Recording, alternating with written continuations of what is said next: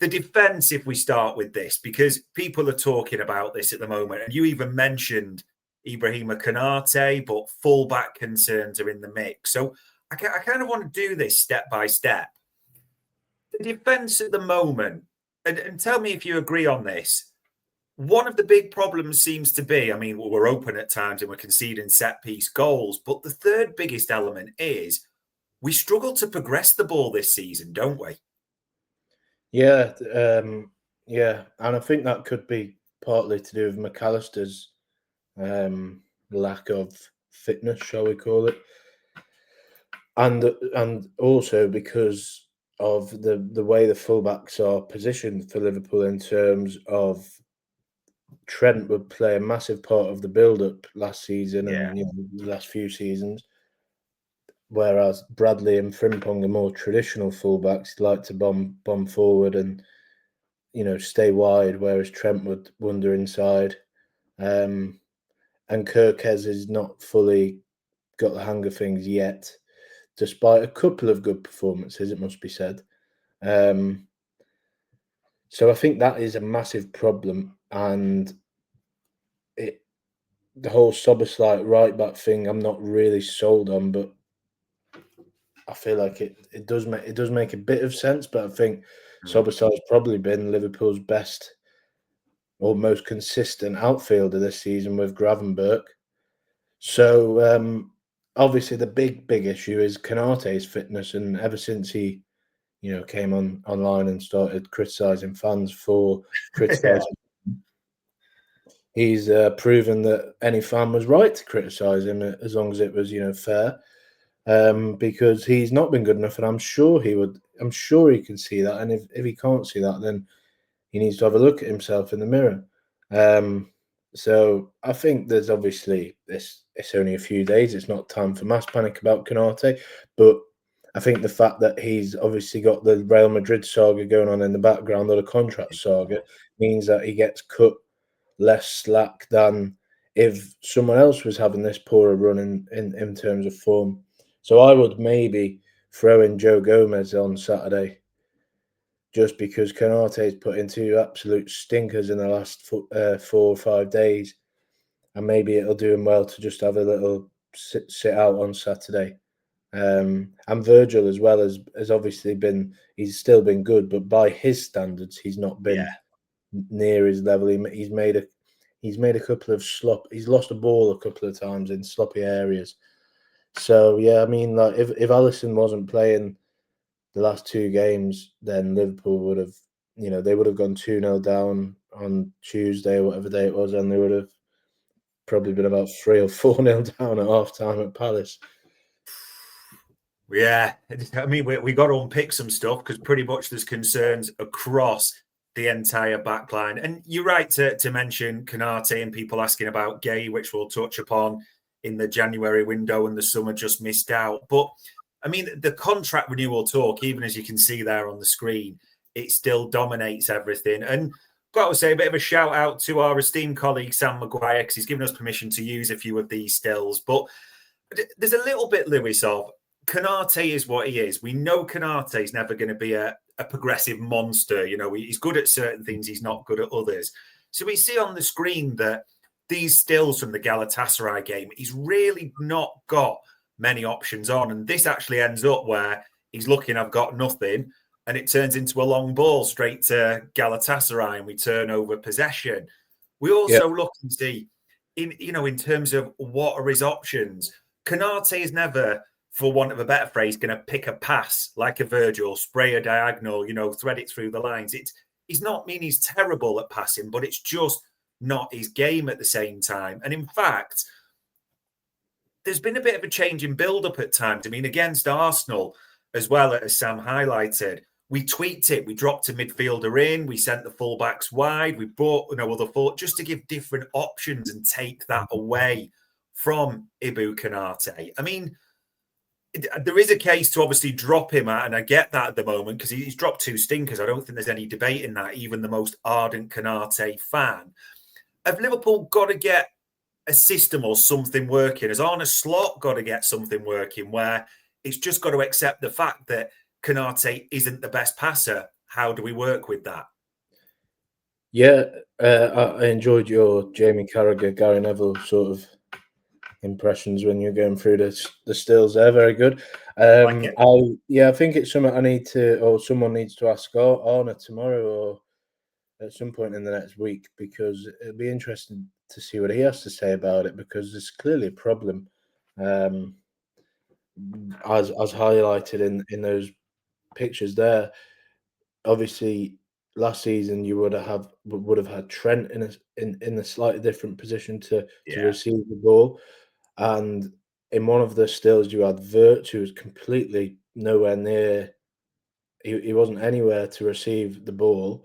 And obviously, yeah, that one there, Wirtz is in more like on the other side of where the referee is, then he suddenly creates a passing lane, and then that would open up more space for the others. So there's definitely things that Slot needs to work on with that, and I'm sure he is. I'm sure he is seeing exactly what we're seeing there. I'm worrying about it, because Liverpool didn't create much at all on Tuesday night. And you can moan about the penalty, and that I don't think it was a penalty, but Liverpool didn't really, in my opinion, do enough to win the game either. So I think obviously the defence has been a big issue the last few games, but in that one I was equally as worried about the lack of chance creation.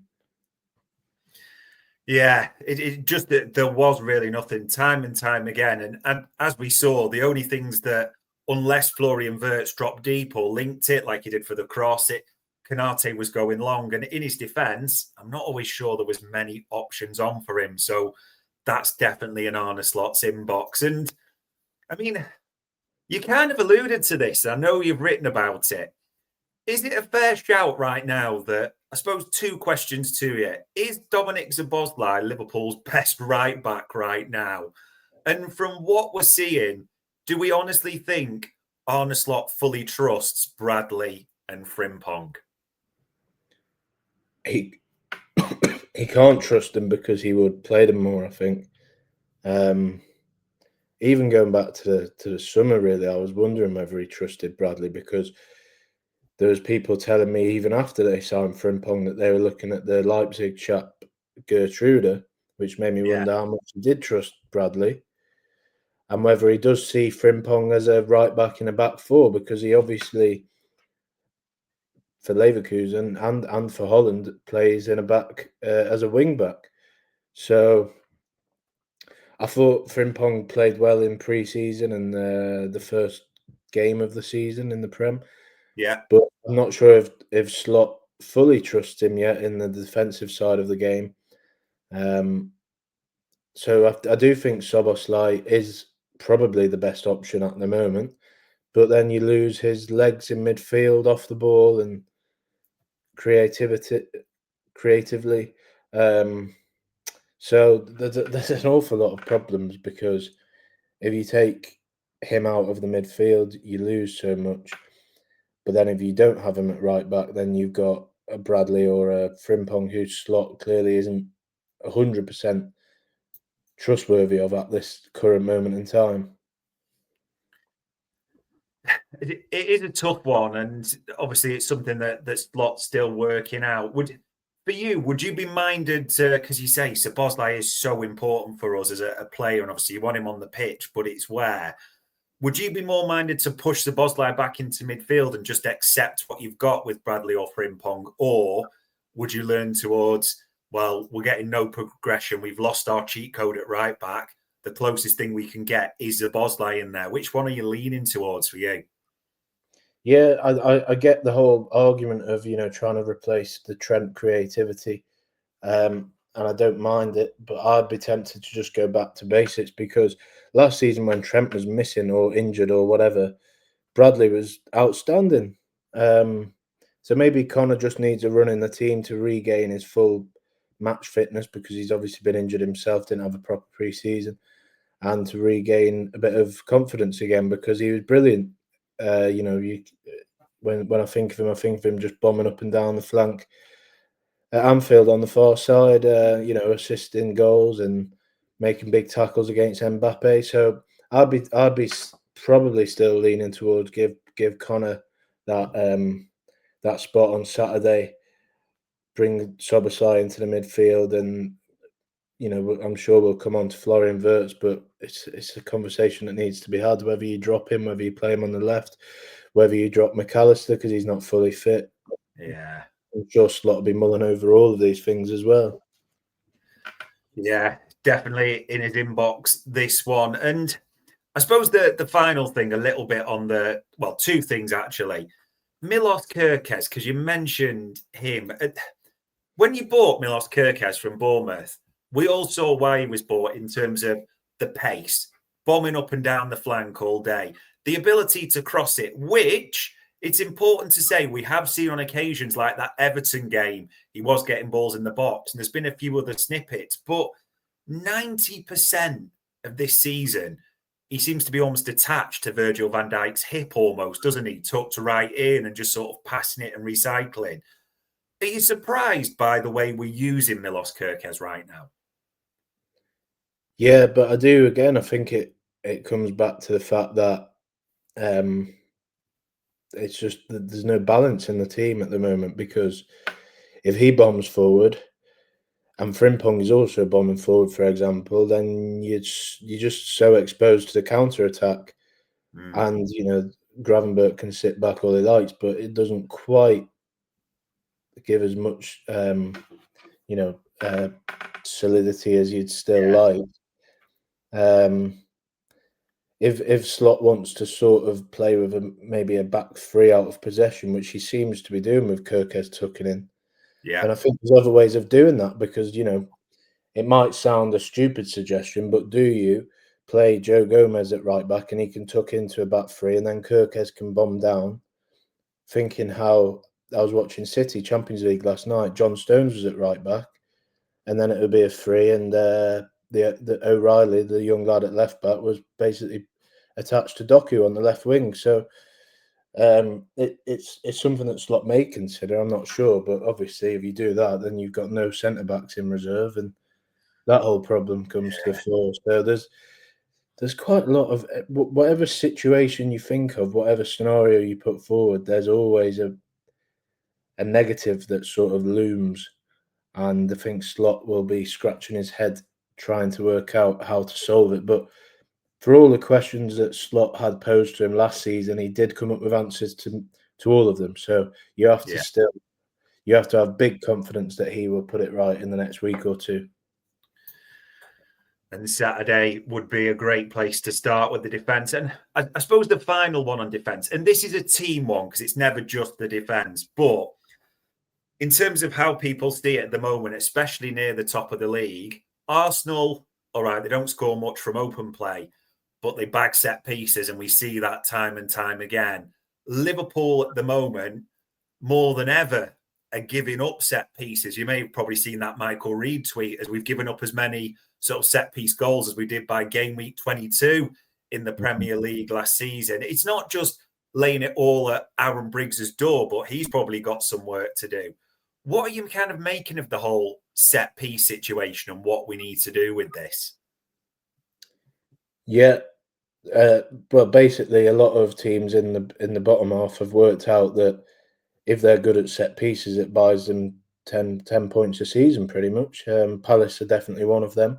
Yeah. And they did it very well on Saturday, and they've done it very well for the last, since Glasner's gone in there.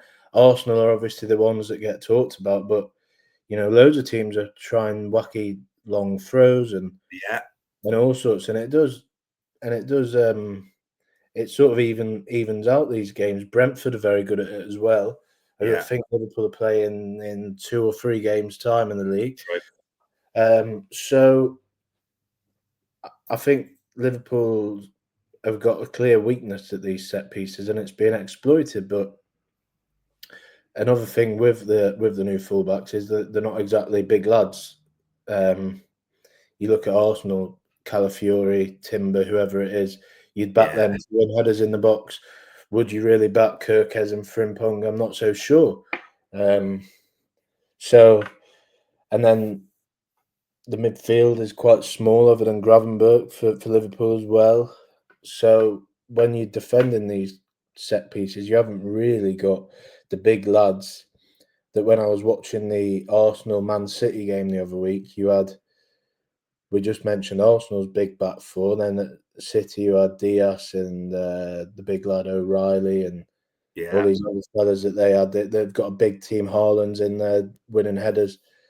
Arsenal have got Kerkez coming back winning headers.